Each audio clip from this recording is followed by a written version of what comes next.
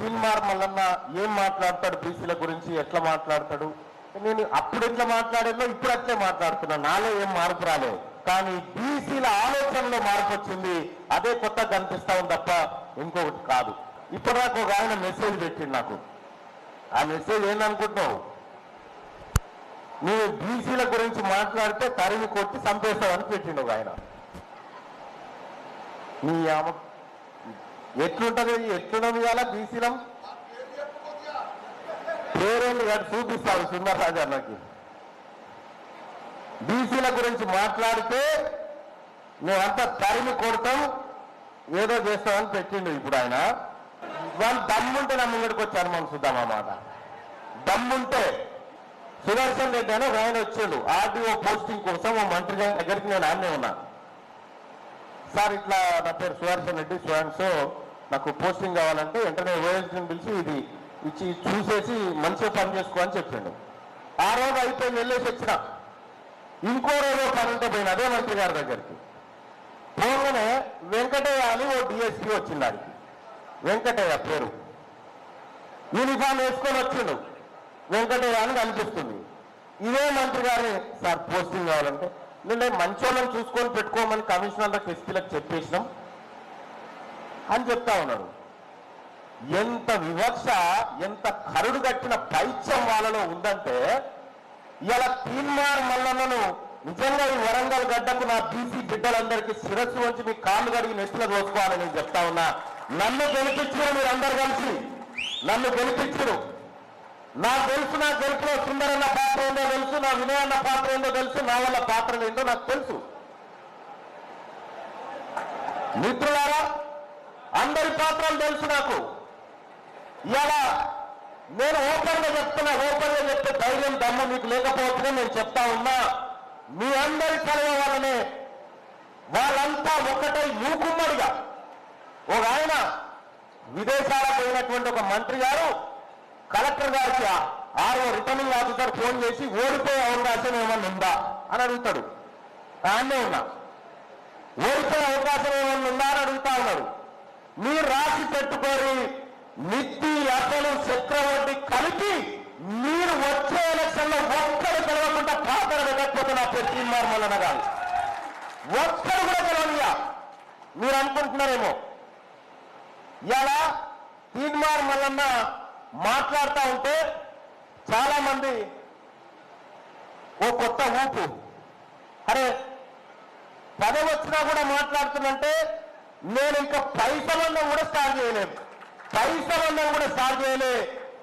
ఈ 42% రిజర్వేషన్ ఈ బీసీ బిడ్డలకు కల్పించకపోతే భూకంపం పుట్టిస్తారు. ఇక్కడ తెలంగాణ రాష్ట్రంలో భూకంపం పుట్టిస్తారు, రాసి పెట్టుకొని.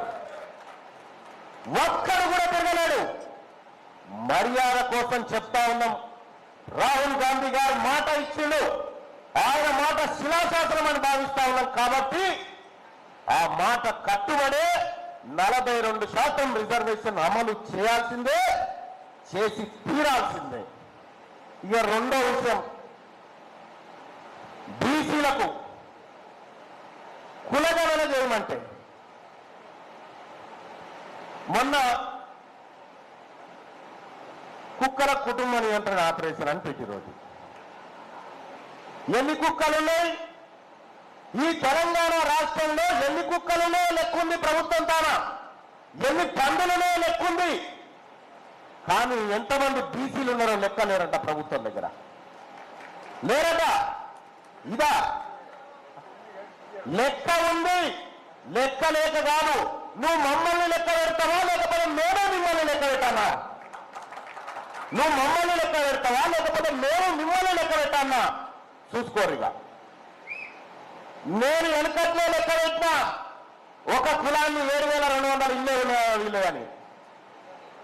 ఇక పూరాగా వేస్తే మీరు పరేషాన్ అవుతారు. మీరు ఎంత అడ్డుకోవాలని చూసినా, ఎంత మోసం చేయాలని చూసినా, బీసీ ఉద్యమం ప్రారంభమైంది. ఇది ఆగే ఉద్యమం కాదు, ఆ దరికి చేరే ఉద్యమమే.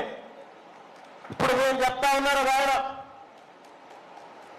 చంద్రశేఖరరావు గారు, ఆయన అంటుండే వచ్చేసారి మనమే ముఖ్యమంత్రి అని, ఇంకో ఆయన అంటుండే మరోసారి నేనే అని.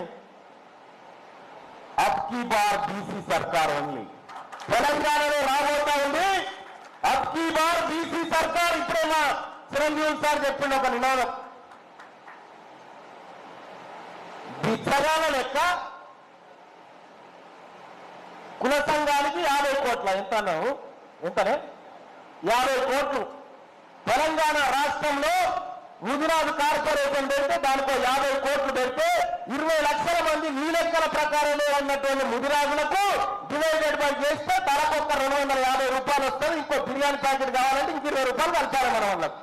ఇదా దీనికోసమేనా 9,200 కోట్లు బడ్జెట్ బీసీలో పెట్టి అవమానిస్తుంటే ఊకున్నానేనా?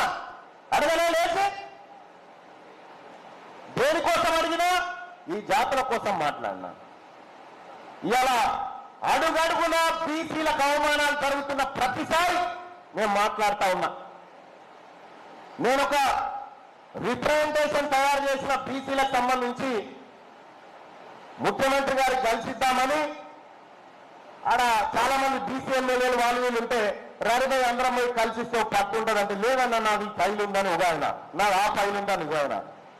ఎవడైతే బీసీలో ఉండి ఈ జాతులను విస్మరించి వీళ్ళ ఓట్ల ద్వారా గద్దెలెత్తి తప్పనిసరికి తొత్తులుగా మాత్రం మీ పరిస్థితి కూడా చేస్తాం. మేము పక్క వదిలిపెట్టే ప్రసక్తే లేదు.